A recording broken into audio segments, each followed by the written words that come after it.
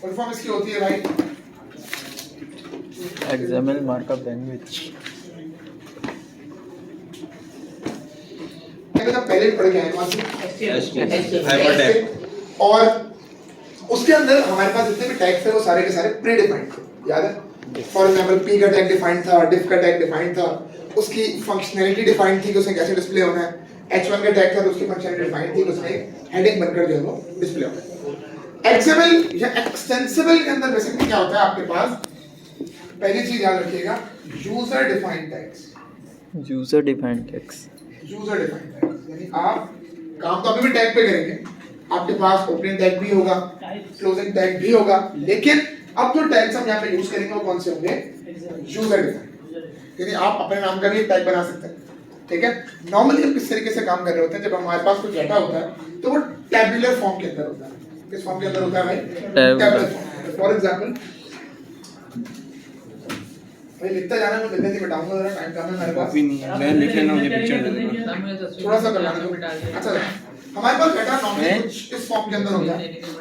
Let's say 3 columns है हमारे पास, और फर्स्ट कॉलम के अंदर लेट्स से मैं कहता हूं सीरियल नंबर है, सेकंड कॉलम में लेट्स से एफ नेम है, और इसमें कर देता हूं एल। फॉर एग्जांपल अब अगर मेरे पास लेट्स से मुझे किसी का डाटा इंसर्ट करना है, सर बीच में क्या किया आपने?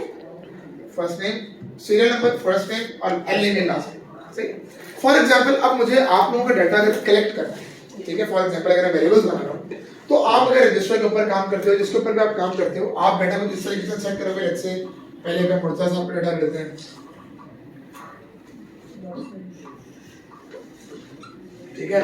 सेकंड पे लेट्स से मैं जेड का डाटा लेता हूं, तो कुछ इस तरीके से आप लोग, हाँ इसकी हाँ डेटाबेस की, अभी डेटाबेस में होना पड़ता है इसमें। सर एक्सएमएल में डेटाबेस नहीं, एक्सएमएल एक फॉर्मेट है, एक तरीका है डाटा को सेव करने का। सर ये डेटा एंट्री कहलाती है ना, ये डाटा एंट्री नहीं है, अभी हम तो पढ़ रहे हैं, हम पढ़ रहे हैं डाटा को सेव करने का एक फॉर्मेट, एक तरीका कार। दो होते हैं, एक होता है एक्सएमएल और एक होता है जेसन। अच्छा नॉर्मली तो जावास्क्रिप्ट आप पढ़ रहे हो, या नॉर्मली आप वेब टेक्नोलॉजी अगर पढ़ते हैं तो वहां पे ज्यादा जेसन यूज होता है। और अगर आप मोबाइल एप्लीकेशंस के ऊपर जाते हो, फॉर एग्जांपल जो आपके एंड्रॉइड वगैरह पे, आईओएस वगैरह पे चल रही होती है, वहां पे आप जितना भी डाटा सेव हो रहा होता है किस फॉर्मेट में होता है, एक्सएमएल। अच्छा अब ये जो मैंने आपके सामने चीजें लिखी हैं, अब क्वेश्चन ये आता है यार ये सेव कैसे होगा। अब जरा थोड़ा सा VS कोड पे देखेंगे, पहले मैं इंप्लीमेंटेशन बता रहा हूँ, इसकी थ्योरी फिर आप लोगों को मैं बात करूंगा। फॉर एग्जांपल अब मैं यहाँ पर एक फोल्डर बनाता हूँ और इसके अंदर मैं कोड खोल लेता हूँ, जरा खामोशी रखेंगे।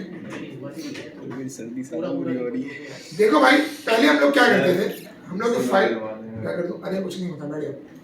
पहले हम जो फाइल बना रहे थे वो बना रहे थे index.html। index.html। यस, रीजन ये था क्योंकि हमें उसके अंदर जो भी काम करना होता है, जो भी कोडिंग उसके अंदर में करनी होती थी, तो कौन सी करनी होती थी, HTML। उसके एक्सटेंशन भी हम क्या रखते थे, HTML रखते थे, ठीक है। यहाँ पर याद रहे क्योंकि अब काम XML में हो रहा है तो फाइल की एक्सटेंशन भी क्या होगी, XML।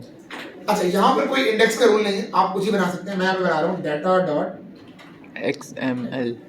आप फॉर एग्जांपल अगर ज्यादा फाइल बनाएगा तो रखेगा z.xml रख लेगा, तो manif.xml रख सकते हो। यहाँ पर कोई भी इंडेक्स की रिस्ट्रिक्शन नहीं, क्योंकि ये ऐसी फाइल नहीं जो सर्वर ने डायरेक्टली रीड करनी है, जी डायरेक्टली आप उसमें काम करवा।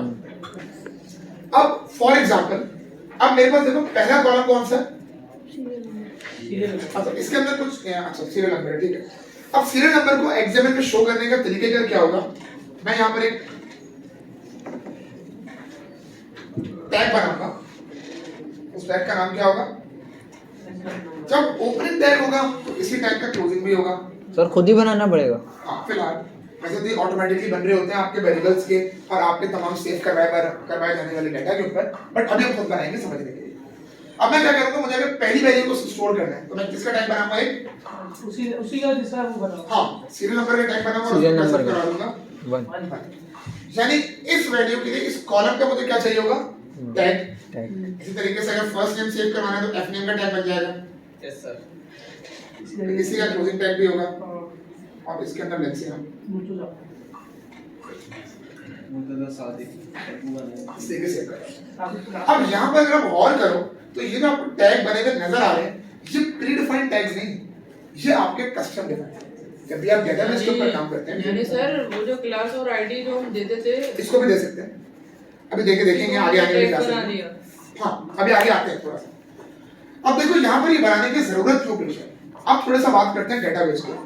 देखिए जब आप कोई भी डेटा लेते हैं, फॉर एग्जांपल आप एक ई कॉमर्स की साइट चला रहे हैं let's say, या आप कोई पोर्टल बना रहे हैं, अटेंडेंस पोर्टल जहाँ पर लोगों की अटेंडेंस मांग रहे, तो जाहिर बात है आपको वहां पर कुछ चीजों का डाटा स्टोर करने की जरूरत पड़ेगी, कुछ लोगों का डाटा स्टोर करने की जरूरत पड़ेगी। फॉर एग्जांपल एक ई कॉमर्स की आपने साइट बनाई, अब वहां पर अगर कोई भी बंदा आकर ऑर्डर प्लेस करता है तो आपको उसका नाम लेना पड़ेगा, उसकी ईमेल पूछी जाती है, उसका लास्ट नेम पूछा जाता है, कांटेक्ट एंड उसका एड्रेस। वो ये डेटा स्टोर जो है डेटा शीट डेटा स्टोर तो हम एक्सेल में सबसे अच्छी होती है नहीं देखो बात समझो,